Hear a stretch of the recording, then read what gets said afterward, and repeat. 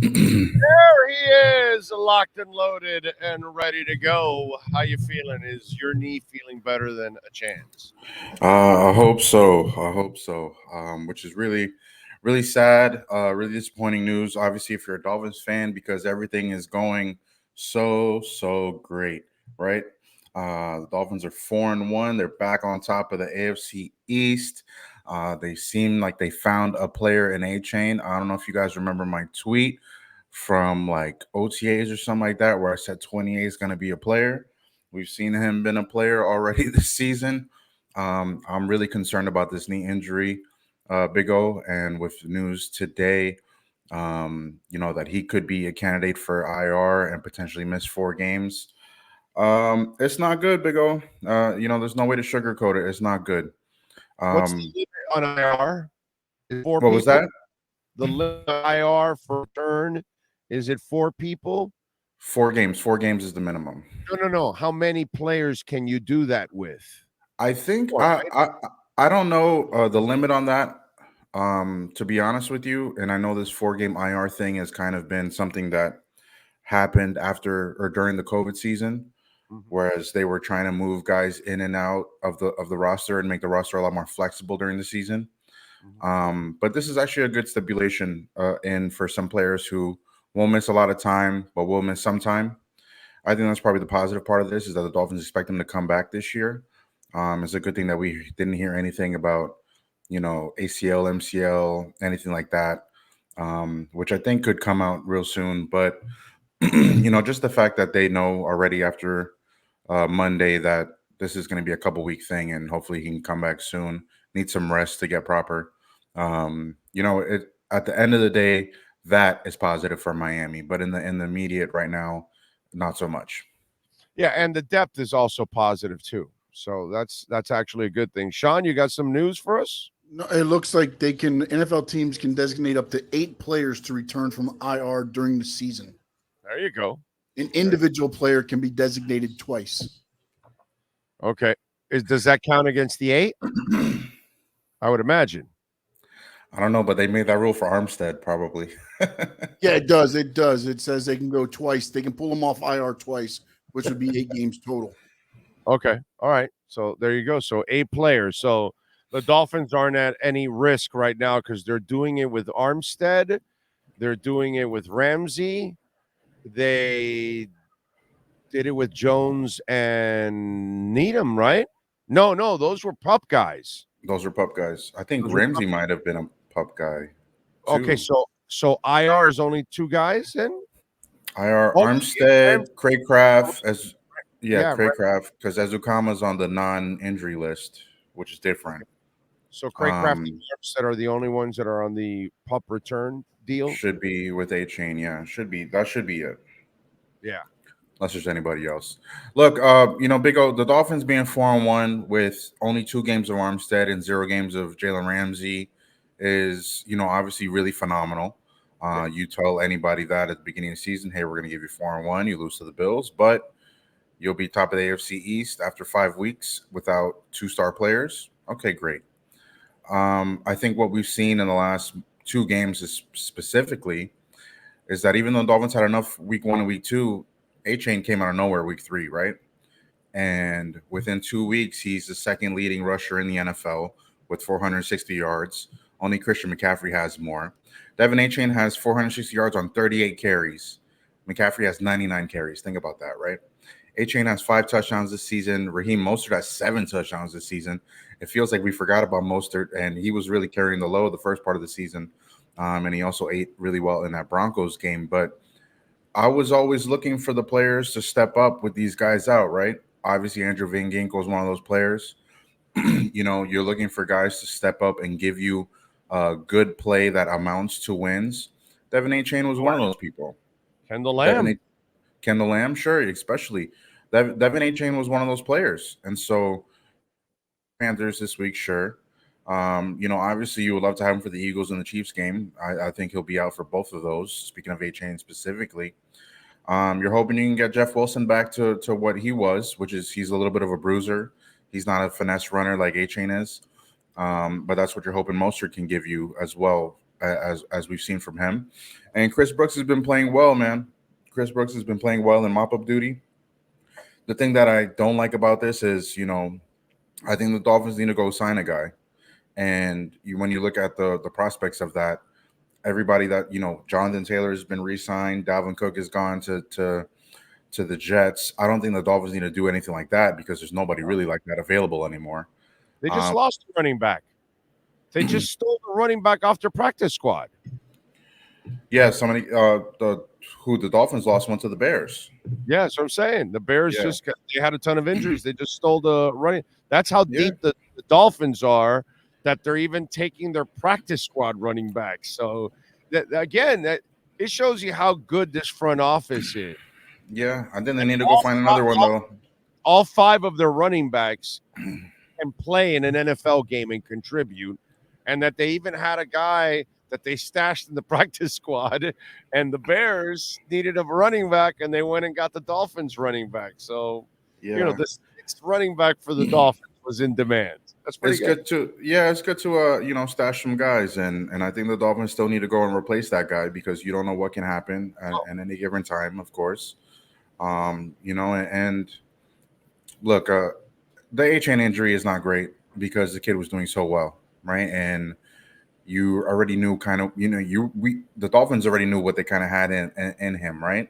It's so great to see that the Dolphins saw that they had a player and they put him in the game, whereas some coaches don't see that they have this talent and we're not using him. But this is disappointing for Miami in the short term, and you're really hoping that he can get healthy 100% and make an impact later this season. Like I said with Armstead, like I said with Ramsey, I need these guys December, January, and February. If that's where I'm getting that kid, I'll sign him for that too. Let me ask you something. I've been talking about this the last couple of days now. If you can, I'd practice Chase Claypool, but I would not use him at all this week. I would not, because I'm sure he's not going to learn the playbook, but I'm sure they'll give him packages to be a part of, piecemeal, that kind of stuff. Because it'll be hard for him to know the whole playbook by the end of the year. But you can bring him along slowly, piecemeal, and give him packages. But I would actually save him for next week for the Philadelphia game. Why put him on display in a game you really don't need? Just like Achane, it sucks that he's out, but that should not even be an issue this week against Carolina. I say just for, craps and giggles, just to have a little bit of an advantage, I would not showcase Claypool at all this week. I just practice him, get him comfortable, and practice him again next week, and then unveil whatever little packages you can put him in against the Eagles to create at least some element of surprise with the offense. Your thoughts on that? I understand where you're coming from, and logically it makes a lot of sense. And obviously you would want to go into the Eagles game with them not seeing something and you unleashing something on them, right? That would be ideal, sure. But I think the reps are invaluable, right? And if Chase Claypool is going to come in and run some Deebo Samuel play that we saw the Dolphins were trying to do with Azukama this year, it'd be great to have the reps to have it, right? It'd be great to see that play actually score, and it'd be great to have the Eagles kind of worry about it going in. I mean, sure, you probably give it up to them and put it on film, but the kid has to be able to score it. He has to be able to do it, and there would be nothing worse than on Sunday Night Football, Chase Claypool has the ball in his hands, and he messes up, and we're all questioning him again. We're all questioning Mike McDaniel for what the hell he's doing, and a play that messes up because they have no reps running it, right? Yeah, but wait a minute. That's a bad negative. Hold on, but in his defense, you're not talking about a rookie that has no experience in the NFL. You're talking about a proven NFL player. He's not proven. He's not proven. He's not proven. The body is proven. The physical attributes and all that are proven. He's made some plays, but the kid needs all the reps he can get. The kid needs all the reps he's going to get. No, but he can play the game. His problem is maturity. So my point is, we're not talking about a guy that's green and has never done anything in the NFL. This is a guy that actually, he put together one hell of a rookie season 3 years ago. You know what I'm saying? So this is a guy that can play this game. So that's why it's not like a surprise that you don't even know what you're getting from him. If you see him well for the next week or two, he should have the same kind of confidence going into the game because it's not like you're playing somebody completely green like Azukama. I think there's while I understand that Chase Claypool still needs some work. He hasn't played much this season, right? Right. And he needs some physical confidence on the field that he can carry with him. I think that might be a little bit too much to ask Chase Claypool to go score a touchdown in Philly when he hasn't touched the field much, or you keep him completely out against Carolina, right? I think there's going to be some packages in here this week where there might be a jump ball pass for him, in the end zone or something like that. They try to get him in the run blocking game to see what you can get from him in that standpoint, because the Dolphins need to run the ball, not only this week, but against the Eagles Next week. and against the Chiefs too. Yeah. And so I would be a little bit against your premise. It sounds great in theory, sure, but I want to get that kid on the field and I want to get him some opportunities for him to build some confidence in himself, because so he can see that the offense will work and his play will work and he remains completely engaged in the whole process, whereas we knew that was not a real benefit for him in previous stops. You think I know the measuring stick again is going to be those big games, but the defense did play really well this past week. Does you think this is something they can build on? They can do it again this week going into Philadelphia, so they can, come up with those kind of performances against those kind of teams. Yeah, look, the Dolphins are going to get ran on by the Eagles in 2 weeks, right? They're going to get ran over. They're going to get tush pushed all over the field. How do you say that? They're going to get tush pushed at the line, right? Christian Wilkins is going to be nowhere to be found, although he was in the backfield a little bit last week. Bradley Chubb even came out this week and said, I need to play better, which was great to hear. Is this a get-right game for the Dolphins again against the Panthers? Sure. Panthers don't offer, really scare you or anything like that. It's something to build on, sure, but you got to be able to stop the run when you play Philly, right? And you got to be able to stop that little tush-push play, which nobody's been able to stop. No. I'm not worried about A.J. Brown and Devontae Smith in the sense that, like, the Eagles are going to just toss it up to them. The Eagles are going to run the ball and throw it to them, when they need to. But this is a big, month for the Dolphins because they need to figure it out. It feels like they figured it out a little bit against the Giants, but they have to continue to trend upward. And if we saw anything against the Chargers or against the Bills, the Dolphins are not going to do well this season. So it is an opportunity for them to get right. Jalen but Phillips, they're nowhere near ready for Philly. Yeah, no, I know. Well, I'm hoping that they can get to that point. Jalen Phillips, dude, is he returning this week? What's? I know it's a little unfair to ask you about injuries because they kind of he practiced a little bit. What do you know? He practiced a little bit last week, but he didn't play. Right, he didn't play in this game.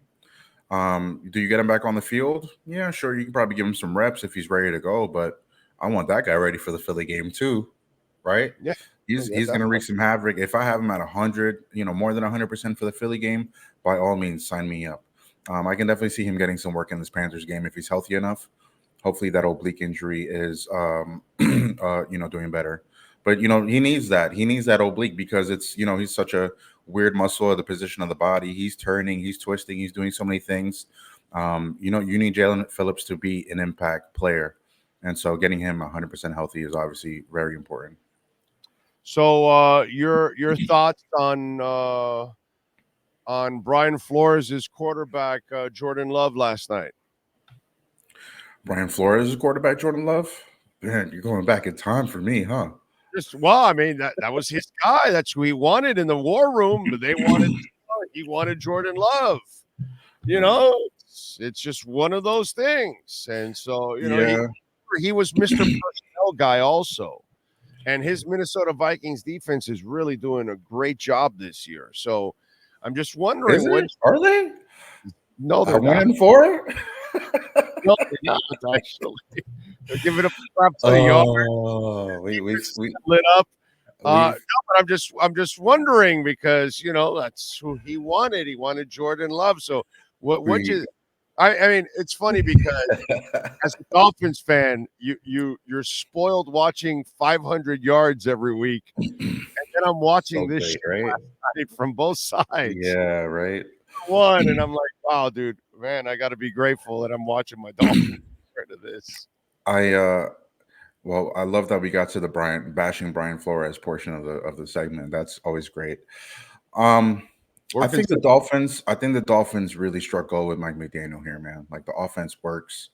The guy, he's loved by the players, and he definitely has their respect. We'll see how the players feel about that truly, but man, you'd be surprised at how many coaches in the NFL, how many coordinators in the NFL are just another guy, man. Like we talk about football players being just another guy. There's a lot of coaches in this league that are just another guy. I think Josh McDaniels is one of them. Oh, I yeah. think Kevin O'Connell might be with the Vikings. I think Brian Flores is a great defensive coordinator. I wouldn't want him around a rookie quarterback again. And we'll see if he has. How about, he gets how about another not coaching around job. personnel? Just your coach. Go do your job. His problem was he wanted to do everybody's job. Yeah, he wants to poke the And bear a little bit got too, that and from the guy he came from. I think he got that shit from the guy he came from. yeah, all those coaches that came from there need to stop that, bro. Like all the coaches from New England suck on their own, right? Josh McDaniel sucks on his own. Brian Flores did well here. He's probably the only one that did well from the Patriot coaching tree, right? Look at Josh Boyer. Look at Chad O'Shea. Look at all these other guys. Guy in Bill New York. O'Brien had to go back to Houston. Yeah, Bill O'Brien had to go back to New England. Joe No, the guy, Judge soiled Judge. himself in New York. Judge. All those coaches only do good because of Belichick, right? We need to give Belichick a little bit more credit because, him and Brady did well. But all those other coaches are just other guys, man. Romeo Cornell is a fantastic defensive coordinator. Yes. One of the best human beings you will ever meet. Some But coaches make it on their own pedigree, man. Other guys. But he's like Wade Phillips. Mm-hmm. Defense only. Yeah, he was just a coordinator. That's all, Yeah. But Romeo Cornell, that's okay. Romeo Cornell's a hell of a coach, dude. It's just he wasn't a head coach. It's just that's all. No, And that's okay. That's okay when you identified it, right? No shame. It is completely okay. There's no shame in that. There's no shame in that. There's also no shame for, Urban Meyer being a great college coach and being terrible in the NFL. There's no shame in that. It's different motivation for everybody. Right. Jordan Love did all right last night. The pick, I didn't like the pick. You can obviously see Matt LaFleur just completely frustrated on the sideline, right? His body language is just terrible for that team. And he's like chewing out the tight end, and the tight end can't even get back in the game. And then when the tight end gets back in the game, he messes up again because he has no reps because he sat the whole time. Look, the Packers, I discovered they're like one of the youngest groups in the NFL. Yeah. Those he has first and second year receivers. Jordan Love is a first year starter, although he's been there a couple years already. Packers will take some time. Josh McDaniels, man, fraud. I just don't like that guy at all, man. 4th and 1, and you try to there was a 4th and 1 in that fourth quarter, right? They didn't even go for it to kick the field goal, and Packers had a chance to probably tie that game. Do I have that right? Mm-hmm. I missed that one play. I was leaving from where I was watching the game. When I see these coaches, I wonder if they're people. They're people persons or person, whatever I mean. You know what I mean by that? Because McDaniel is a people person. Yes. And I think that if you're not, bro, the way I grew up and the old style and ripping into people and all that doesn't work anymore. Water off a duck's back kind of thing. That's how we all grew up. Teachers screamed at you, your parents screamed at you, your coach screamed at you, and you just moved on. You can't. That's just in this ultra sensitive world. You just can't do it anymore, dude. It just doesn't. At the same time, too, as a society, we learn like you don't really have to yell at everybody. You don't have to treat people like crap to get the best out of them, right? You can still encourage them and do that too. But yeah, look, what a Monday Night Football game. It wasn't that great, but you still ended up watching it. I would like to see Bradley Chubb running all over the field like Max Crosby and TJ Watt are. That's what I would like to see. Instead, those guys we have Van Ginkel doing really great. They're wired differently. They're wired differently. Yeah, I mean, Bradley Chubb has that one play. He had a forced fumble against the Patriots. I mean, I was like, all right, cool. That was a good play. We talked about that after that game, but you want to see more from him. He acknowledges that as well. But those two guys play like they're wired like maniacs. Yeah, Aiden Hutchinson is another maniac too. That guy might win Defensive Player of the Year right now. Right. He's playing out of his mind. Donald's wired like a maniac. Jason Taylor, him and his little GQ looks and pretty boy and all that shit. Animal on the field. When he lined up, he was a Animal. mother effer, bro. He wanted to get to you. And I don't know, bro. Bradley Chubb looks like such a nice guy. I'm not sure. I just don't sense nastiness from the guy. I haven't sensed. I've seen it before. So I shared this story with Bradley Chubb in the locker room, which is great. I used to cover Florida State football for the Tallahassee Democrat and Orlando Sentinel. This is right after they won the title in 14. So from 15 to 18, I was in covering FSU, and NC State beat FSU in Tallahassee, and Bradley Chubb, spit on the field, spit right on the logo. I tell him this great story because I'm interviewing Josh Sweat after the game, and I'm like, Josh, this guy spit on the field. Like, what does that mean? What are you going to do? And Josh Sweat is just like, what am I going to do? Go up to him and be like, hey, man, don't spit on my field. And me and Josh Sweat had a great laugh about that. Bradley Chubb, I had a great laugh about that with him as well. So he's got a little fire in him when he's inspired, man. And I just want to see some more fire. We got to see some more of that. 2 weeks from now, can he spit on the eagle in the middle of the field? Yeah, that'd be great, right? That would be amazing. But we'll see, man. I think Bradley Chubb, I think, the jury's out on that trade, man. It might be out on that trade. The Dolphins, it was a good move, but he's got to produce. Deliberated already, and it's a guilty one right now. I don't want to give it that much. Notice, my problem is like when I watch Andrew Van Ginkel play with his hair on fire, and it literally looks like his hair on fire because his hair is the color of fire at times. So, but I don't see Bradley Chubb play like that. And so that's when I'm watching a werewolf and then I'm watching, I don't know what that is. And so that's my problem with that. Yeah. I mean, look, Zach Sealer and Andrew Van Ginkel probably been the two best D linemen, right? This year. Yeah. And if you're Christian Wilkins trying to get paid and Bradley Chubb, who's already got paid, and Emmanuel Ogbah looking for some kind of role in this defense, and Raekwon Davis, if you're Raekwon Davis, right, trying to figure out your next contract situation and what you're going to do, you're looking at those two guys and like, all right, I need to step my up. You know what I'm saying? And hopefully that message is delivered to the rest of the D line. But they've left plenty to be desired, I feel. And the defense as a whole has too. Jerome Baker showed up a lot more in the film, from the game last week. There's some plays, man, towards the sideline where you don't even see anybody. You see some defenders and Jerome Baker just flying into the screen to make sure that player is getting out of bounds. More of that from Jerome Baker, yes. Xavier had a good game last week, had a good pick. I expect him to be on Adam Thielen in this game and should be quite easy for the defense. But hopefully you can find something out of Cam Smith. Hopefully Eli Apple doesn't, be a weak point for you defensively. Kohu had a good play last week. He has to continue to rise. Javon Holland is obviously the leader in the back end right there. Brandon Jones has another week. So defense is looking up. They need to continue to trend upward. But they got to be able to stop the run against Philly, man. Philly's going to run all over them. All right, Safid, I know I got to go to Manny here. He is next here. But somebody wants me to ask you because it's been a little bit of a subject. Does Belichick win a single Super Bowl without Brady? No, of course not. It's over. They won enough Super Bowls. He doesn't win anymore, okay? Belichick doesn't get, and also I want to say this: Belichick don't give a damn. Belichick don't give a damn what you and I gotta say, what anybody else gotta say. He already got all these rings that he's gonna go home to and just wipe off the dust with his. I disagree with you. I think this is eating him alive. I don't think so. He can't, and everybody knows he can't win without Brady. Oh, bro, and Brady won his Super Bowl without him. I disagree with you, Safid. I think deep down inside, this is hurting his ego, bro. I don't think so. Oh yeah. Oh yeah.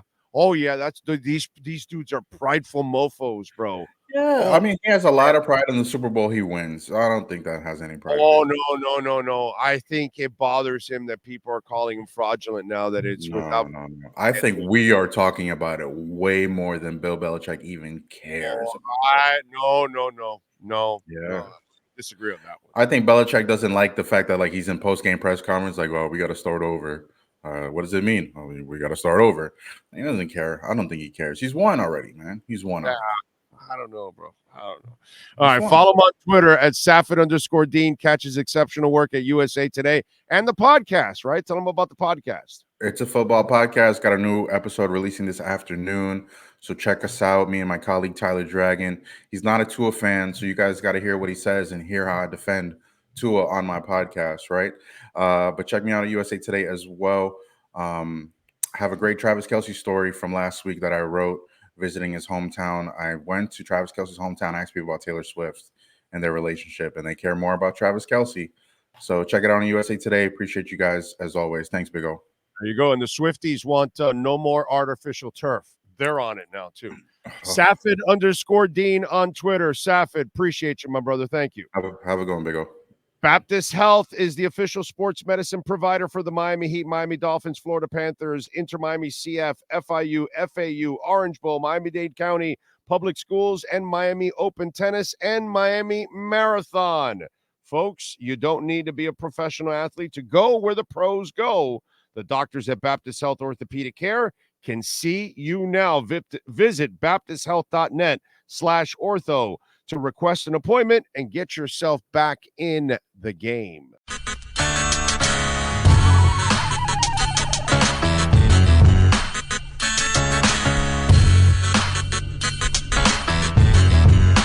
This is the Big O Show. This is the Big O Show.